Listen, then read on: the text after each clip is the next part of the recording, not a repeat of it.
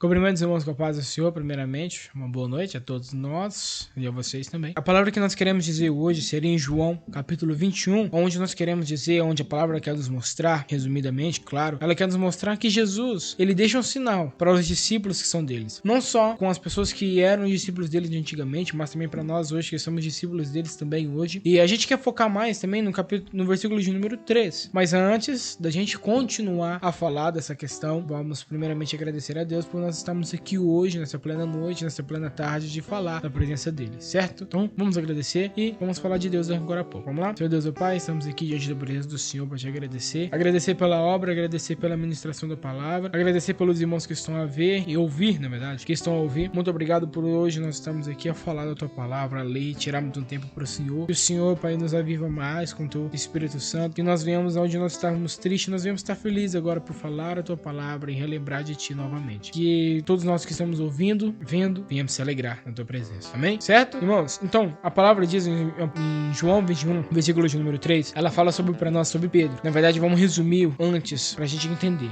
O capítulo 21 fala onde Jesus aparece a 7 discípulos. Dentre esses discípulos seriam Pedro, que ele aparece ali, e a quem Jesus amava. O discípulo a quem Jesus amava, que seria João, o autor da carta, qual nós estamos lendo agora. Só que antes, Jesus ele tinha sido caminhado ao Gólgota, ou seja, ele tinha sido crucificado, ele morreu, ele foi crucificado, após 3 dias ele ressuscitou e apareceu a alguns discípulos ali na caminhada, apareceu ali em vários lugares ali para alguns discípulos. Aqui, Jesus aparece novamente, na verdade é a última vez que Jesus aparece aqui aos discípulos. E nisso, os discípulos eles estão sem rumo, sem local, sem lugar, sem ordem, vamos dizer assim. Porque Jesus até o ponto já tinha sumido. Jesus aparecia para alguns discípulos, mas nesse ponto Jesus não tinha aparecido. Então no versículo 3 nos mostra que Pedro era um cara que ele tinha autoridade sobre os discípulos, sobre os seus colegas ali de comunhão, de discipulado. Eles tinham esse comunhão e Pedro era um cara que tinha autoridade ali. Então no versículo 3, onde fala assim, Pedro fala assim, olha, eu vou pescar, disseram-lhe os outros, vamos também contigo. O que significa? Significa que Pedro, ele tinha uma autoridade tão grande que quando ele falava assim, olha, eu vou pescar, os discípulos que estavam com ele ao lado dele falou assim, então eu vou acompanhar o Pedro também. Pedro, ele tinha essa autoridade, ele tinha essa responsabilidade, sabe? Ele tinha isso com ele. Às vezes a gente acontece conosco também. Às vezes a gente quer fazer, tipo, a pessoa fala, olha, eu vou fazer isso, a gente vai e quer fazer também. Por quê? Porque a gente quer seguir ela também. Porque a gente não tá sem rumo, então a gente vai atrás dessa pessoa. E isso acontece muitas vezes com muitas pessoas. Tanto para caminho mal, tanto para caminho bom. A gente sabe disso. Então Pedro aqui, o lugar que ele tinha pra esquecer, sabe, do que aconteceu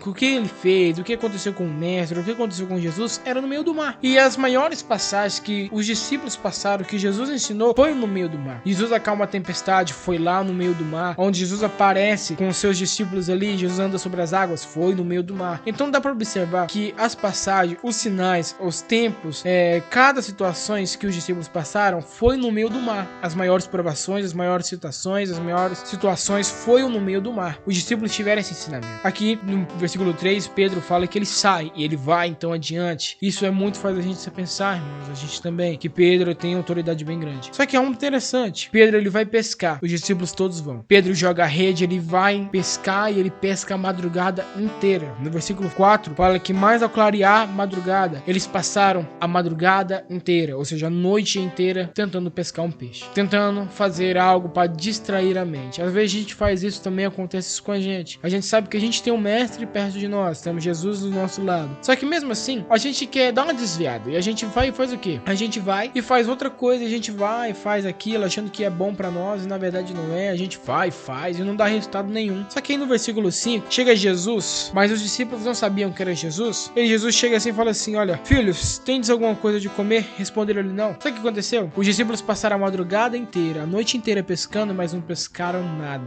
E Jesus ainda pergunta, olha, você tem alguma coisa a pescar? Você tem alguma coisa aí a comer? E eles respondem, não. Aqui é mais um ponto que a gente pode deixar a pensar, que por mais que Pedro negou Jesus 3 vezes, Tomé não acreditou em Jesus, não acreditou porque ele tinha que tocar para ver, ele tinha que ver para crer. Então ele não acreditou em Jesus. João não estava com Cristo no momento mais difícil da vida dele, também não estava. Então você pode observar que os discípulos passaram por momentos que não tiveram com Cristo, que não tiveram momentos com Cristo. Mesmo assim, eles rejeitando a palavra de Deus, rejeitando Cristo, medo da presença, medo das situações, Cristo ainda considera eles como os filhos da presença de Deus, como filhos dele, filhos de Cristo. É o que Cristo hoje nos relata, nos menciona que nós somos filhos dele, independentemente das situações que nós fazemos, independentemente dos erros que nós fizemos ou fazemos, a gente é filho dele ainda. Então devemos dar glória a Deus por isso, por sermos ainda considerados filhos da presença do Senhor, mesmo que a gente erre tanto. No versículo 6 ele fala, olha, Jesus ele dá o sinal, fala assim, olha, lançai a rede à direita. Os discípulos são pescadores, tanto que quando Jesus ele vai à instrução dos 12, isso Mateus, quando Jesus ele vai e chega à escolha dos 12,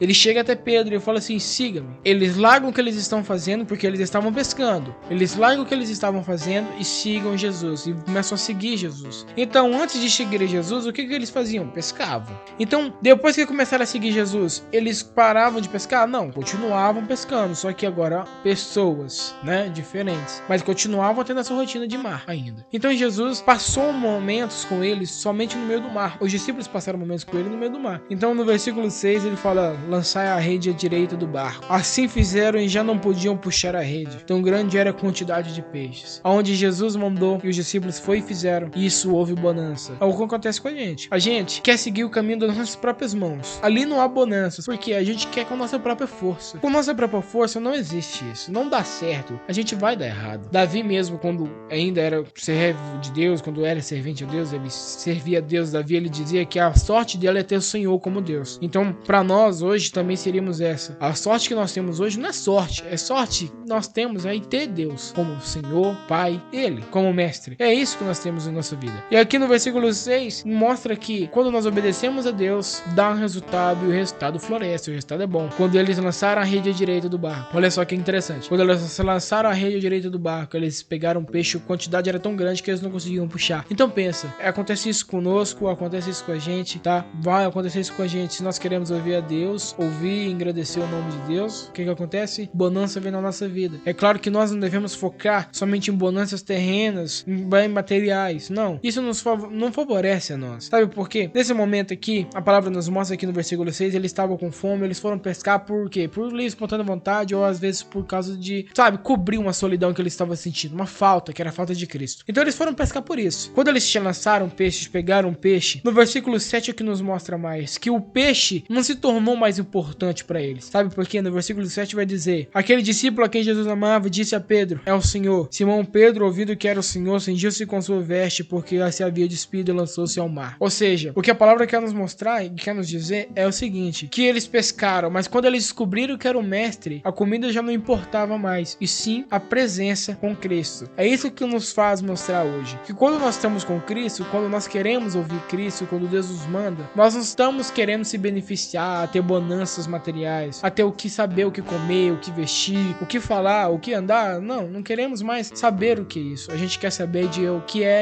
ter a intimidade com Deus. A Bíblia nos ensina muito. Mateus é um dos livros que nos ensina sobre a questão de ter intimidade com Deus. E essa parte sobre a intimidade com Deus nos relata aqui também, que João, ele foi o cara que teve mais intimidade com Jesus, porque quando Jesus disse, lançai a rede à direita, e eles sim lançaram, João olhou e falou, olha, tem um barco, tem uma rede, tem um mar, é Jesus, é o mestre. Então eles reconheceu, João reconheceu que era o mestre, porque a intimidade fez ele conhecer Jesus aqui, só pelo ouvir. Sabe o que é você ter tanta intimidade com Deus? Tanta intimidade com Deus, que Deus fala uma palavra com você, você sabe que é Ele, só porque Ele falou com você. Às vezes pessoas perguntam como é que eu faço para reconhecer a voz do Espírito Santo, ou para conhecer a voz do Espírito Santo. Nesse momento, o que nos basta aqui é a intimidade com Ele. Para você conhecer, é intimidade. A partir da intimidade, quando Ele falar com você, você vai saber se é o Espírito Santo ou se não é o Espírito Santo. Então você entende isso, você dá a entender a isso. Então, é uma das palavras que eu gosto de trazer, que eu gostaria de trazer, estamos trazendo, que é o seguinte, que através da intimidade com Deus, a gente reconhece a voz do Espírito Santo. E outra, que Pedro, ele tinha uma autoridade grande. Sim, ele tinha autoridade grande. Às vezes nós conhecemos pessoas que têm uma autoridade grande também. Mas olha, não foque somente nisso. Não foque a questão de seguir a essa autoridade grande. Foque em seguir ao Mestre. Foque em seguir a Cristo, certo? E quando Pedro ouviu que era Cristo, ele, toda a alegria que ele tinha, ele não se aguentou que o mar, ele não se aguentou que ele já pulou no mar de vez e assim seguiu, que ele foi e tomou ali com Cristo uma ceia, né? Cristo partiu o pão, partiu os peixes ali e comeu, aonde teve ali a questão da minha carne e ali o meu corpo, ou seja, Cristo participou, Pedro fez uma participação da ceia com Cristo ali, nesse momento. É isso que nós vamos fazer, é isso que nós fazemos. A partir do momento que você reconhece, irmãos,